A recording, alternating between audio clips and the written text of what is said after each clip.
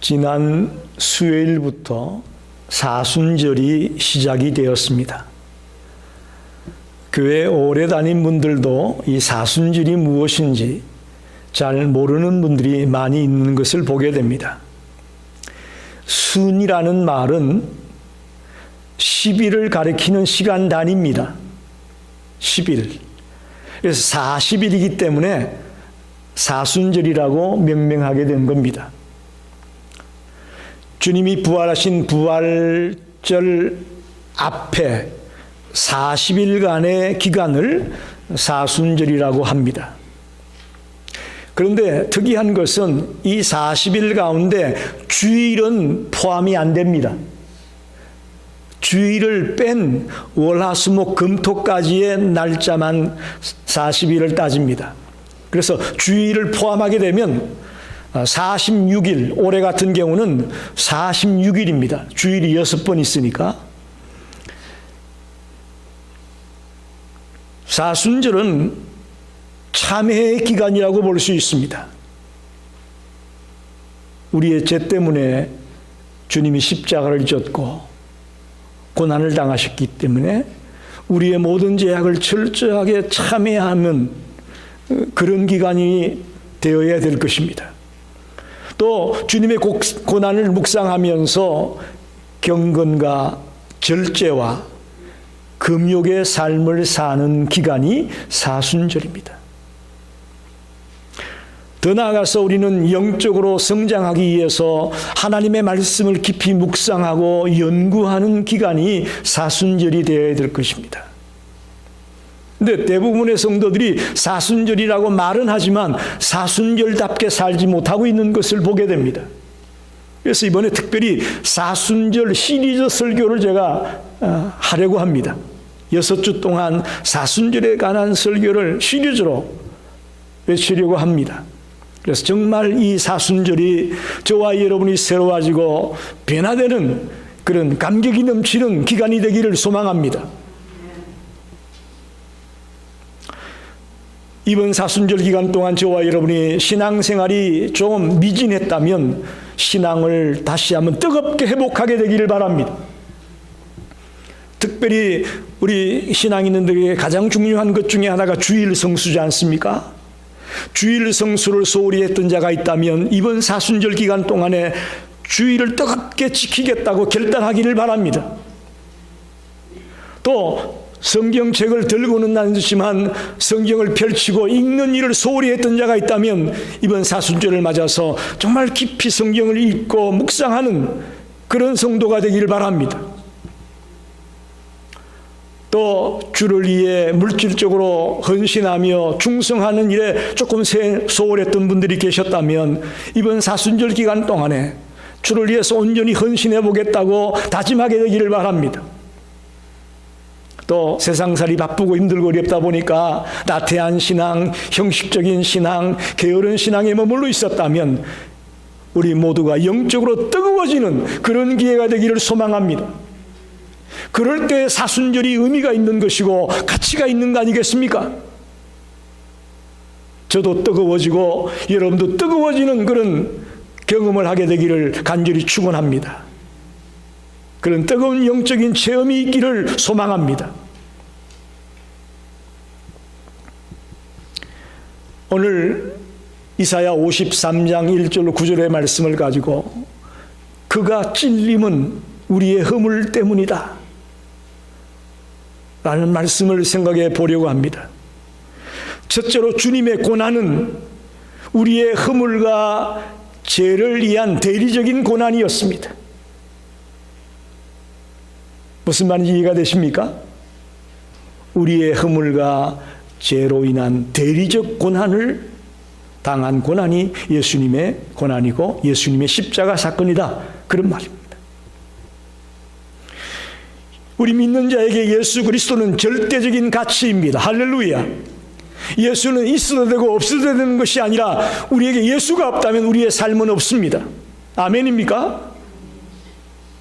우리에게 다른 거 다 있어도 예수가 없다면 우리의 삶은 가치가 없고 의미가 없습니다. 그리스도의 장성한 분량에 이르도록 끊임없이 성장해 나가야 되는 것이 그리스도인입니다. 그는 우리의 생명입니다. 내가 곧 길이요 진리요 생명이라고 말씀하지 않았습니까? 예수님이 우리의 생명입니다. 그래서 그분이 우리의 절대적인 가치인 것입니다. 그리고 그분은 우리의 소망이고 우리의 영원한 스승입니다. 그런 예수님이 십자가에 못 박혀 돌아가십니다. 여러분 저를 보십시오. 누가 예수님을 죽였나요? 한번 대답해 보십시오. 누가 예수님을 죽였나요? 우리가 죽였다. 성경에 보게 되면 겉으로 피상적으로 성경을 읽어 나가다 보면 예수를 누가 죽였느냐? 빌라도가 죽였다고 말합니다. 마태복음 27장 26절에 보니까 이에 바라바는 너희에게 놓아주고 예수는 채찍질하고 십자가에 못 박히게 넘겨주니라. 본디오 빌라도가 예수를 십자가에 못 박히도록 넘겨주었다고 기록하고 있습니다. 또 우리가 잘 아는 사도신경 여러분 아시죠? 예수님이 돌아가신 이후 모든 교회들이 주일마다 예배 때마다 사도신경을 고백하게 되는데 그 사도신경에 보게 되면 본디오 빌라도에게 고난을 받으사 십자가에 못 박혀 죽으시고 지금까지 수많은 세월 동안 모든 교회 성도들이 빌라도의 제목을 고발하고 있습니다. 그래서 피상적으로 볼 때 첫째로 빌라도가 예수를 죽였다 이렇게 말할 수 있을 거예요. 두 번째는 대제사장입니다. 마태복음 27장 1절 2절에 보게 되면 대제사장과 백성의 장로들이 예수를 결박하여 빌라도에게 넘겨주었다라고 말합니다. 대제사장이 소위 말하는 종교 지도자가 메시아 예수 그리스도를 빌라도에게 죽여달라고 넘겼다는 것이죠. 대제사장이 예수를 죽였다라고 말할 수 있을 거예요. 또 한 사람, 우리가 잘 아는 예수님의 제자 중에 한 명인 가룟 유다가 예수님을 은 30에 제사장들에게 팔죠. 예수의 제자였던 그가 배신하게 되고 예수를 팔게 되는, 그리고 예수님을 대제사장에게 넘겨주는 이런 모습을 가지고 가룟 유다가 예수를 죽였다라고 피상적으로 우리가 말할 수 있을 것입니다. 그러나 우리 성도들이 참 아주 지혜로워요. 우리가 죽였다. 저는 그 말을 하고 싶은 거예요. 대답이 먼저 빨리 나오셨어. 우리가 죽였다. 오늘 이사야 53장 5절에 보니까 그가 찔림은 우리의 허물을 인함이고 그가 상함은 우리의 죄악을 인합니다.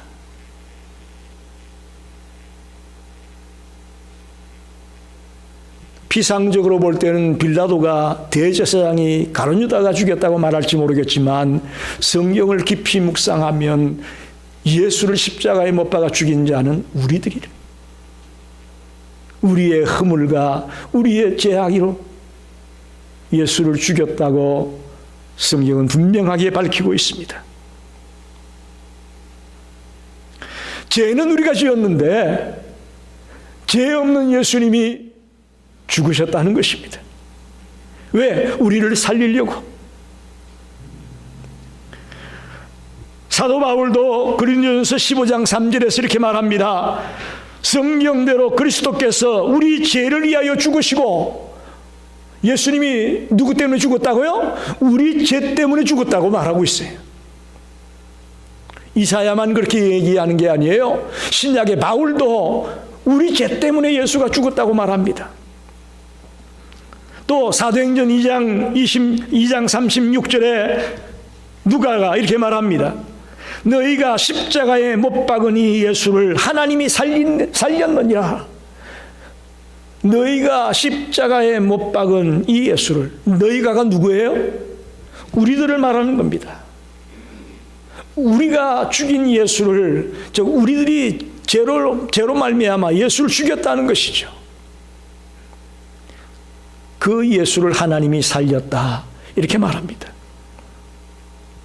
한번 묻습니다. 여러분, 2000년 전 예루살렘 땅에 살던 사람들이 예수를 십자가에 못 박아 죽이는 죄를 지었다고 우리가 말할 수 있겠는데, 그럼 오늘 우리는 상관이 없을까요? 그 사람들 생각하지 마시고 오늘 우리를 생각해 보시자고. 우리는 예수님을 십자가에 못 박지 않나요? 어떻습니까? 여러분이 예수 믿고 구원받았고 하나님의 자녀가 되었으니 이제 예수님을 또다시 십자가에 못 박는 일을 하지 않고 있나요? 저는 그렇게 보지 않습니다. 비록 우리가 믿음이 있고 또 직분이 있고 열심을 내고 있다고 하지만 나도 모르는 사이에 또다시 예수님을 십자가에 못 박는 일을 행할 때가 많이 있음을 우리는 시인할 수밖에 없습니다. 오늘 우리는 여전히 주님을 조롱하고 주님을 무시하는 사람을 많이 만나게 됩니다. 애통하는 형제들의 아픔을 외면하고 모른 척할 때도 많습니다. 십자가의 승리를 믿지 못하고 슬퍼하고 좌절하고 낙심하는 자가 얼마나 많습니까? 조금만 어려움이 생기면 낙심하고 좌절하고 한숨을 푹푹 내쉬고, 주님은 우리가 그런 행위를 할 때에, 그런 마음을 가질 때에 또다시 못 박히고 있다는 것을 놓치지 마시기 바랍니다. 주님의 고난은 우리의 허물과 죄로 인한 대리적 고난이었습니다. 주님은 십자가에서도 저들의 죄를 용서해달라고 기도하지 않았습니까? 저들의 죄를 용서해달라. 그런 주님의 모습을 보며 감격만 하고 있을 게 아니에요, 여러분. 이제 우리도 주님을 닮아서 주님의 은혜를 생각하며 그렇게 살아가겠다고 다짐을 하게 되기를 바랍니다. 그게 바른 자세입니다. 주님이 이렇게 못난 나를 위해서 저렇게 돌아가셨구나, 눈물만 흘린다고 해결될 문제가 아니라고요. 우리가 주님을 닮아 살아가려고 몸부림을 치는 것이 바른 자세일 겁니다. 이 2023년의 사순절 기간 동안 그동안 용서하지 못했던 자가 있으면 용서하는 자리에 들어가게 되시기를 바랍니다. 그동안 누군가를 미워하고 질투하고 마음속에 꽁하고 있었던 것이 있었다면 이번 사순절 기간 동안 풀어내시길 바랍니다. 그게 주님의 은혜를 아는 자의 모습이고 주님의 십자가를 바로 경험한 자의 모습이라고 저는 봅니다. 누군가가 조그만 잘못을 행하면 말을 만들고 말을 퍼뜨리고 보태죠. 거기다 말을 더 보태가지고 우리는 상대방을 죽입니다. 그 영혼을 죽입니다. 그런 일을 우리는 너나 깜짝하지 않고 많이 해왔어요.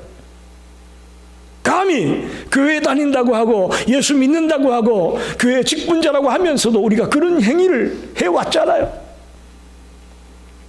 잘못한 자가 있을 때에 그를 위로해주고 그들을 깨알아주고 그의 상처받은 마음들을 치유해 줄 생각은 못하고 우리가 함부로 이야기하고 수군수군대고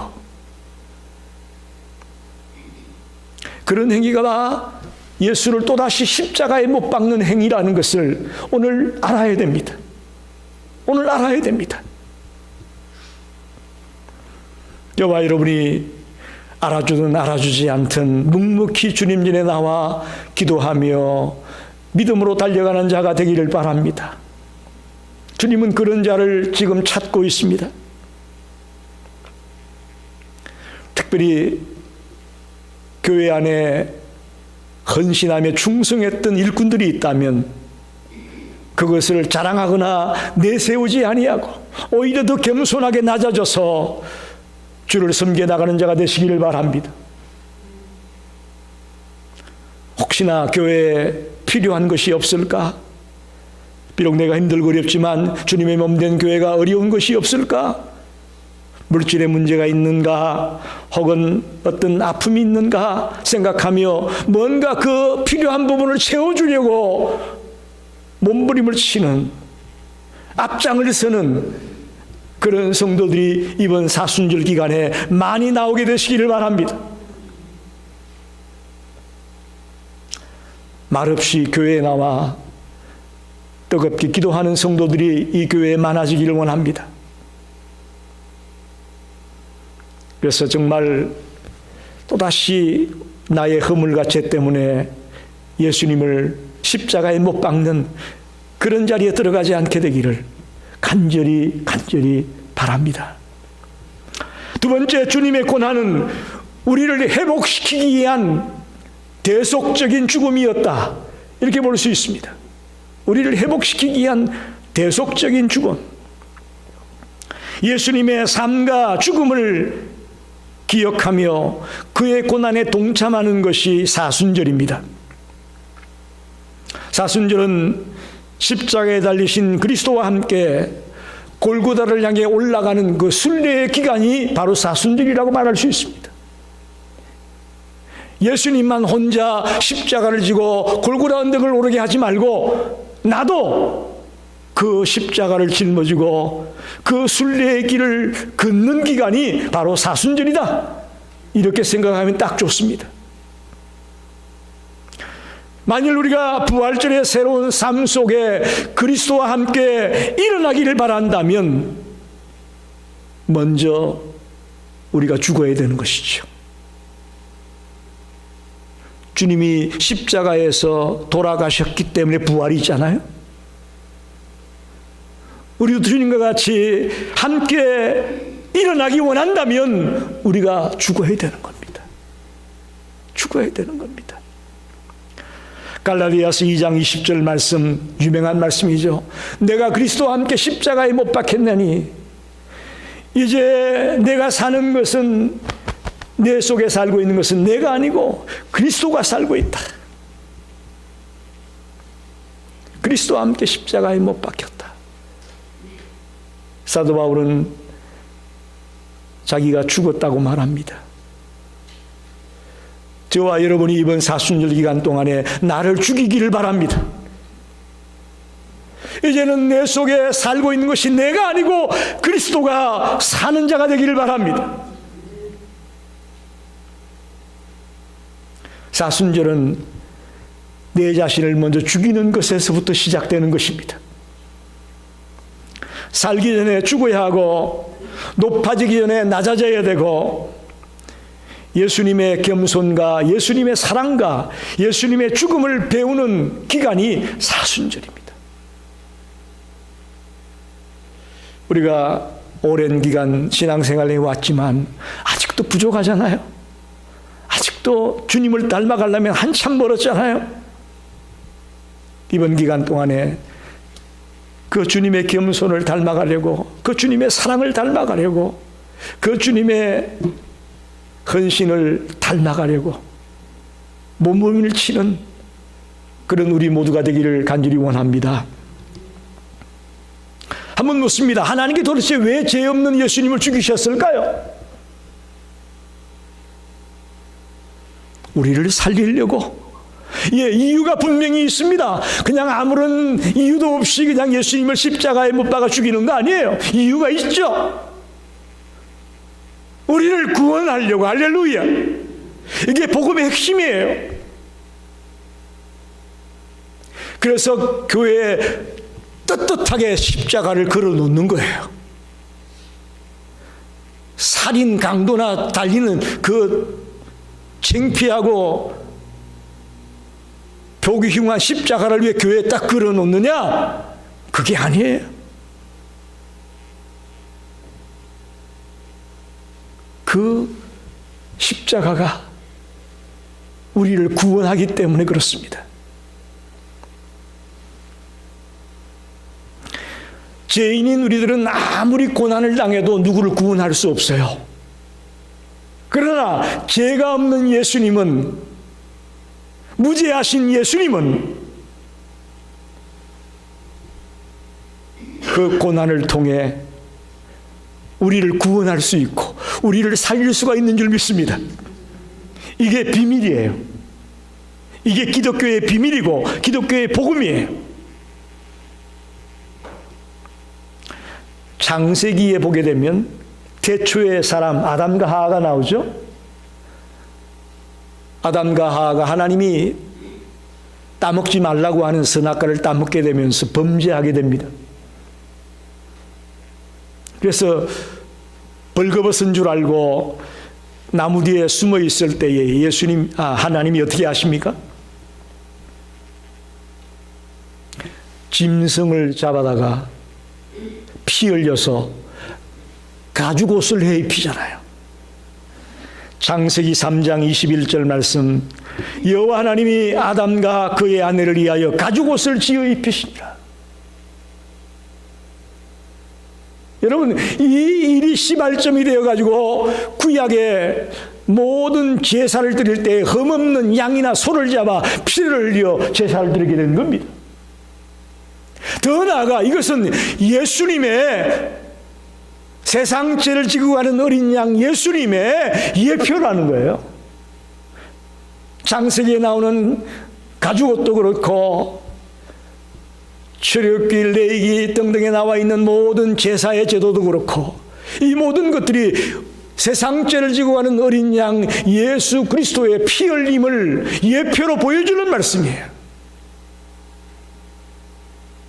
하나도 그냥 기록된 말씀이 없습니다. 창세기부터 계시록까지 온전히 연결되고 있습니다. 이게 하나님의 말씀이에요.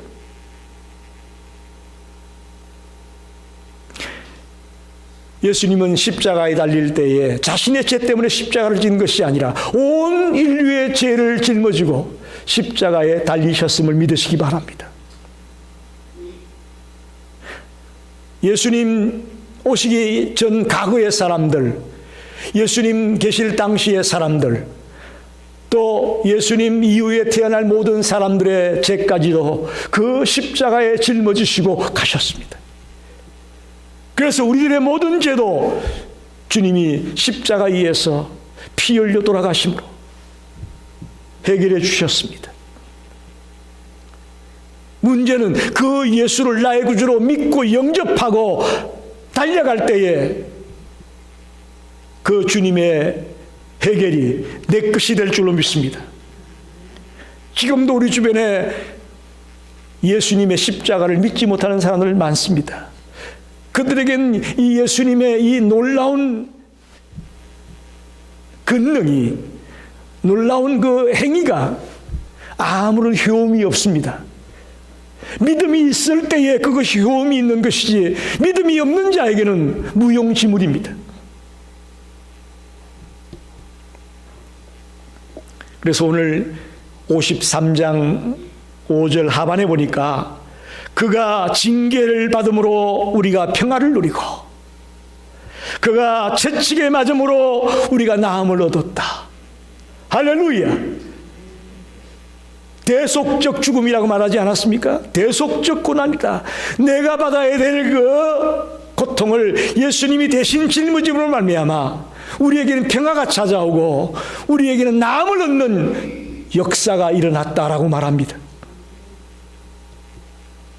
주님이 나의 죄값을 대신 지고 십자가에서 다 속량해 주셨습니다. 만약에 주님을 믿으면서도 우리가 여전히 실망하고 낙심하고 좌절하고 있다면 이 예수님의 십자가에서의 이 속량이 무용지물이 되는 겁니다. 오늘부터 절대로 실망하거나 좌절하지 말고 낙심하지 말고 주님께서 승리하신 것을 믿고 담대하게 달려가게 되시기를 간절히 축원합니다. 예수님이 십자가상에서 마지막에 하신 말씀이 뭐예요? 다 이루었다. 할렐루야. 다 이루었다고 말씀하시면서 돌아가셨어요. 그게 뭘 이루었다는 거예요? 구원의 역사를 다 이루었다는 것입니다. 우리 크리스찬들은 이것을 분명히 믿고 달려가는 자가 되기를 바랍니다. 마지막으로 주님의 고난은 우리로 하여금 변하여 새 사람 되기 위한 고난이었습니다. 여러분, 교회 다닌 뒤부터, 예수 믿고 난 뒤부터 변했습니까? 대답이 없으시네. 예수 믿고 난 뒤에 과거의 삶과는 확실히 변화됐습니까? 안 됐습니까? 항상 정답만 말씀하셔. 어떤 건 되고 어떤 건 안 됐다. 맞는 말씀이죠. 분명한 것은 주님의 고난이 우리를 변하여 새 사람 되기 위한 고난이었다는 것을 잊지 마십시오. 여러분, 우리 대한민국에 복음이 언제 들어왔는지 아시죠? 1885년 4월 5일 날 미국 교회가 파송한 두 청년, 장로교 소속인 언더우드, 감리교 소속인 아펜젤러, 언더우드 아펜젤러 두 청년이 제물포항으로 1885년 4월 5일 날 들어와서 그때부터 복음이 전거되었다고 말하고 있습니다. 그러나 그보다 더 앞에 왔던 선교사가 있습니다. 1866년에 토마스 목사님이 제너럴 셰머를 타고 대동강을 거슬러서 이제 들어왔는데, 그때는 구한말 세국 정책을 한참 펴고 있을 때예요. 그래서 그 배를 불태워가지고 그 배에 탄 사람을 다 죽여버립니다. 그때 그 토마스 목사님이 순교당합니다. 그런데 그가 죽으면서 성경책을 자기를 죽이는 그 병사에게 던져주고 예수 믿으라고 복음을 외치고 죽었어요.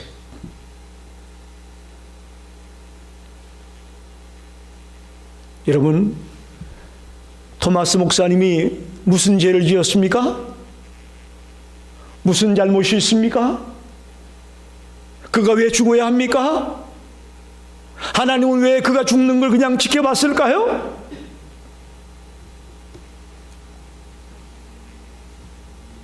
아무 죄도 없고 정말 이 주님을 모르는 이 땅에 복음 전하고자 하는 열정 하나 가지고 찾아온 그를 왜 죽였을까요?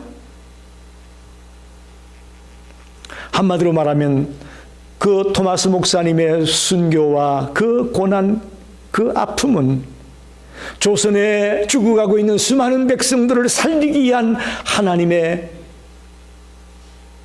방법이요, 하나님의 길이었다고 말할 수 있습니다. 즉, 주를 몰라 헤매이는 그 조선의 어두운 백성들에게 변하여 새 사람 되게 하려고 그 한 선교사님을 죽여서라도 그 땅을 살려내려고 하나님은 그 일을 하셨다고 믿습니다. 변하여 새 사람 되는 것이 이렇게 중요합니다. 그래서 초기 한국 교회사를 보게 되면 병원 짓고 학교 짓고 한 거는 다 교회가 했어요. 대부분 다 학교를 짓고 병원을 짓고 정말 이 사회를 변화시키는 놀라운 일들은 대부분 교회들이 감당했습니다. 왜? 변하여 새 사람 되게 하려고. 변하여 새 사람 되게 하려고. 저도 마찬가지예요. 지금까지 목회하면서 제일 보람을 느끼는 것은 교회에 나오는 성도들이 변해서 새 사람 되는 거 볼 때 제일 기뻐요. 할렐루야. 할렐루야입니다. 정말. 다른 무엇보다도 한 사람이 변하여 새 사람 되고 주를 만나 기뻐 뛰면서 살아가는 모습을 볼 때 제일 보람을 느낍니다. 제일 감격합니다. 이번 사순절 기간이 저도 그렇고 여러분도 그렇고 좀 더 변화되고 좀 더 새로워지는 계기가 되기를 바랍니다. 2022년까지의 나는 다 땅속에 묻어버리고 이제 2023년에는 정말 변화된 한층 더 성숙한 나의 모습을 가지고 주님 앞에 서는 자가 되기를 바랍니다. 고아들의 아버지가 하는 조지 물러 목사님이 계십니다. 조지 물러.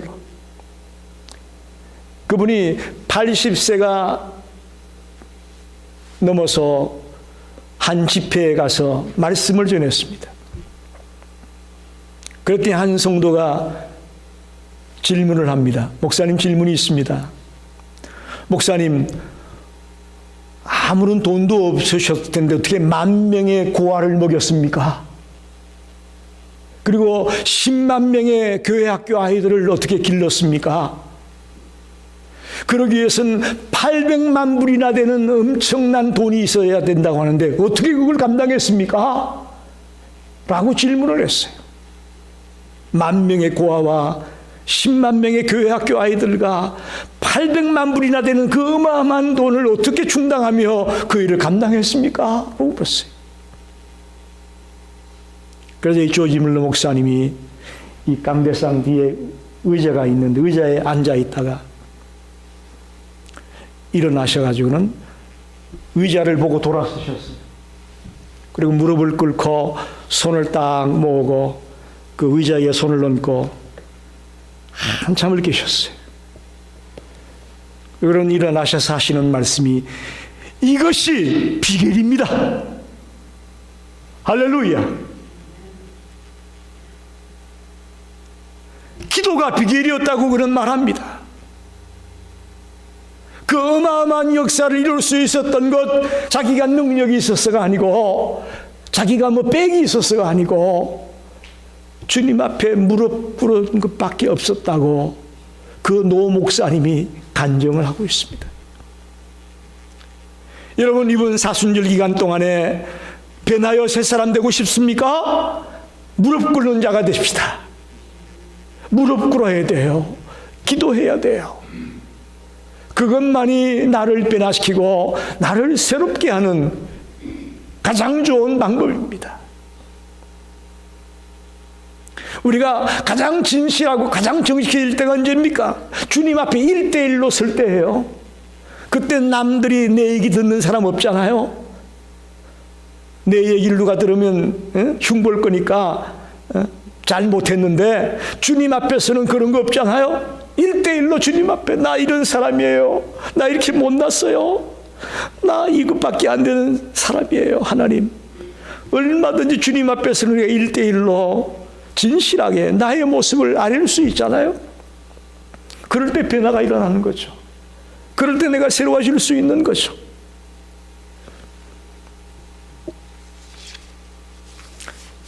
사랑하는 성도 여러분, 주님의 고난은 우리를 변하여 새 사람 되게 하기 위한 고난이었습니다. 말씀을 정리합니다. 2023년 사순절을 맞아서 사순절 시리즈로 말씀을 전하려고 합니다. 오늘 그 첫 번째로 그가 찔림은 우리의 허물 때문이다 라는 말씀을 전했습니다. 주님의 고난은 우리를 위한 대리적인 고난이었습니다. 내가 받아야 될 그 고난을 주님이 대신 받았다는 것이죠. 주님의 고난은 우리를 회복시키기 위한 대속적인 고난이었습니다. 우리의 죄를 속량하기 위한 고난이었다고요. 주님의 고난은 우리를 변하여 새 사람 되기 위한 고난이었습니다. 주님의 죽음을 헛되이 만들지 마십시오. 예수님의 십자가 사건을 헛되이 만들지 마십시오.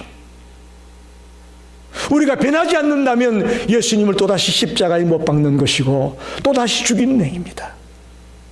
이번 사순절이 그런 자리에 들어가는 사순절이 되지 말고 완전히 변화된 모습으로 주님 앞에 서게 되는 저와 여러분이 되기를 간절히 축원합니다. 기도하겠습니다.